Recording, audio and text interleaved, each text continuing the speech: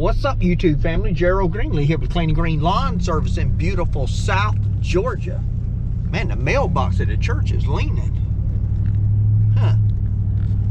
Anyway, hey, hope y'all having a great day. Hey, anybody of my subscribers listen to this guy? Give our lukewarm, half-hearted, indifferent obedience. If you're going to serve him with joy.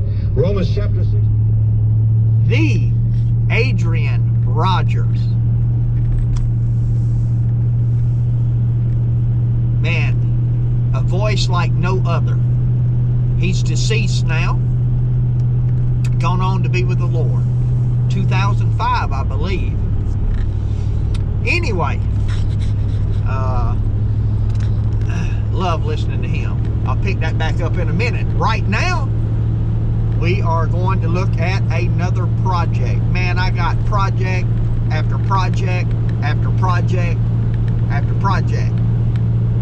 It seems.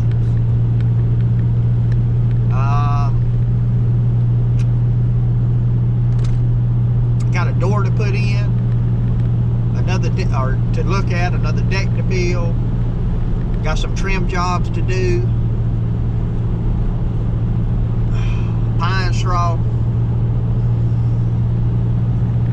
Bunch of mulch coming. Before I know it, it's going to be time to cut grass. And I may not have all this stuff done. What I'm going to look at today, I have no idea. One of my customers that I've done a lot of work for, install beds, irrigation, fences. I caught word through somebody else that she's wanting to take a wall out on the inside of the house. But when I called her, she said something about her laundry room. So I don't know if she's wanting to frame up. Her laundry room is outside under the carport. You may remember, a couple of months ago, I fixed the door where it closed on it for her. I don't know if she's wanting to wall in part of that and just make it where she can get to it from the house without going outside. And if she's talking about tearing something out inside the house, you know, I think she wants to tear a wall out so that she can access her laundry room from inside the house. I bet that's what it is. The problem is where her washer and dryer is located is where the door would have to go.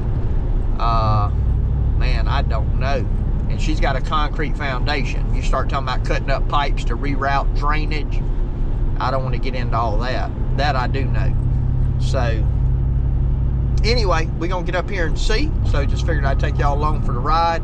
And, you know, see what she wanted to do. And then we'll kind of talk about it. So, anyway, I'll check back with you in a second. All right, so this is the current laundry room that you come in from out here. That's the carport. What the customer's wanting, we looked at a couple of options. We looked at studding this up, pouring a slab here to get it level with the, keep it level with the house and laundry room, closing that in, which would eat up part of the carport. We looked at the option of moving these inside the dining room and closing in a wall on the other side of this wall to have access to them, where all your hookups and stuff would still be right behind them, which would eat up part of the dining room. Wouldn't be an issue for her. It'd be an issue down the road if somebody wanted to sell the house, probably. So the next option was, which is going to be kind of challenging, is to come in here and build a wall right here, right through here. This is not load bearing, so cut this out, frame it up, put double doors that open from the other side, move all this plumbing and electrical to a wall that we'll put back here on the back side. Does have a drain, got cement floors. We'd have to cut through the cement, put a drain pipe in to connect to what's down there. That'll be probably a little bit aggravating to mess with, but that's kind of what we're going to look at doing. So, and then just have double open doors, so all this will spin around. Open the doors from inside, be able to access the washer and dryer, and not lose any space inside, not lose any space out here, and be able to do it that way. So that's kind of This window here we will just partially close in. We'll still leave the window in it, but this part will be closed in because there'll be a wall right down through here. You'd still have access to it in here. I would come past the window, but we've already got a water heater here, and I don't want to mess with it. So anyway, that's what she's wanting done. So we'll figure up a price on it anyway.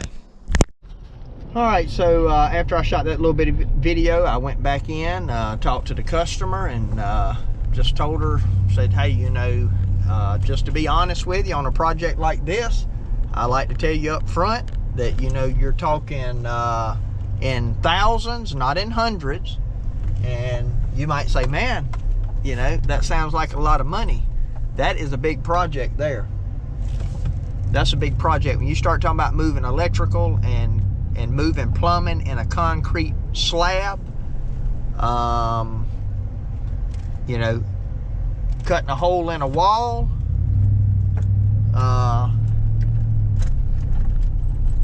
you get into money, you know. Just the fact of the matter, you know, there ain't no way around it. It's expensive, and you know, if it's worth it, fine.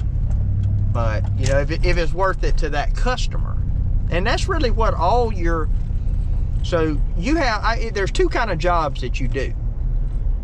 There's a job that you do because it has to be done.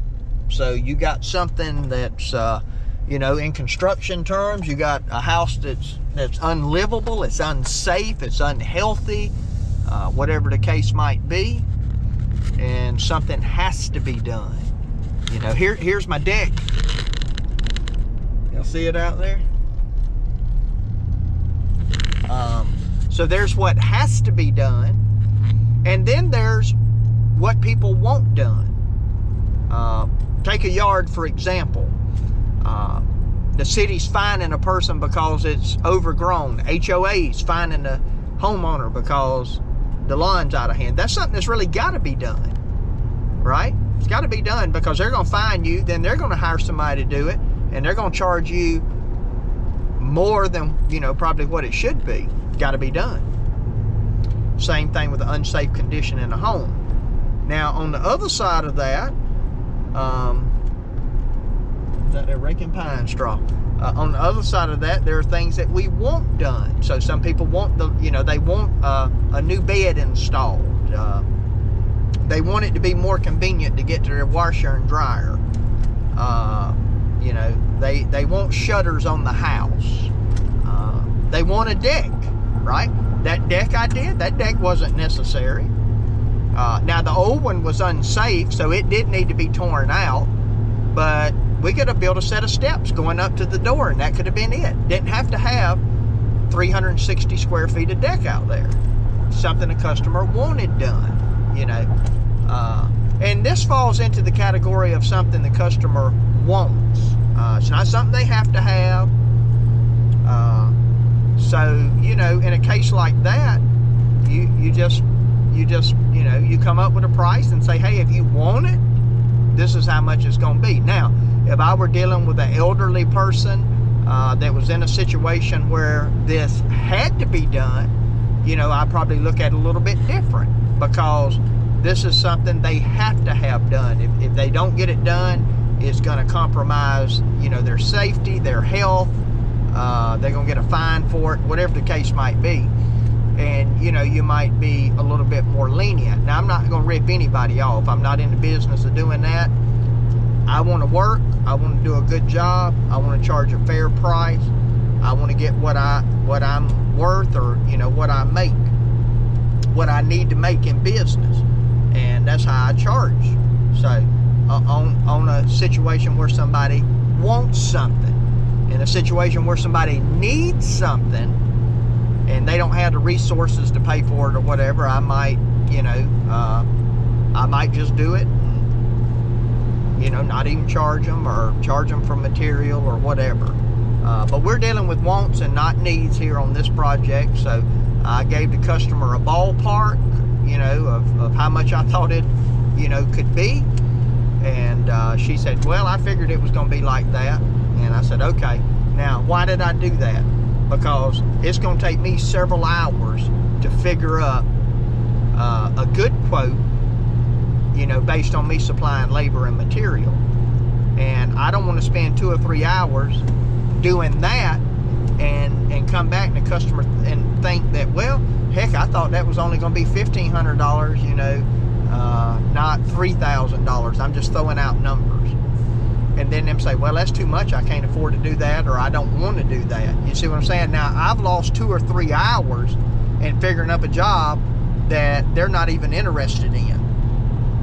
So, that's 2 or 3 hours. Look, in 3 hours, you know, with a trailer behind me, I can go out and make a little bit of money, man. So, same thing. Somebody calls me. They got 5 acres of grass.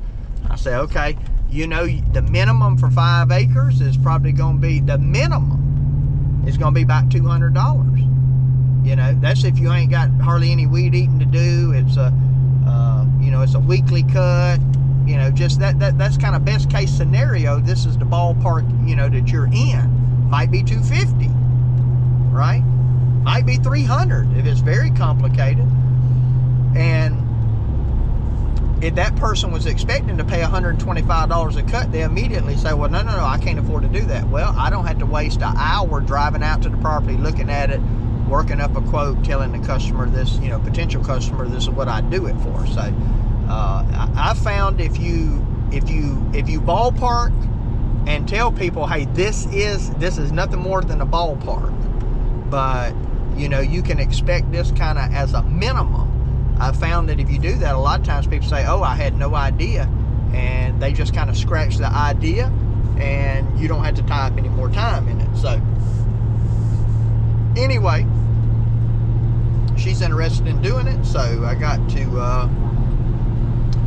get some numbers together. So anyway, I'm gonna go ahead and close this video out. Appreciate you taking the time to watch. My prayer for you is always the same, that the Lord might richly bless you, and you might see all of your blessings as from Him. Hope you have a great day.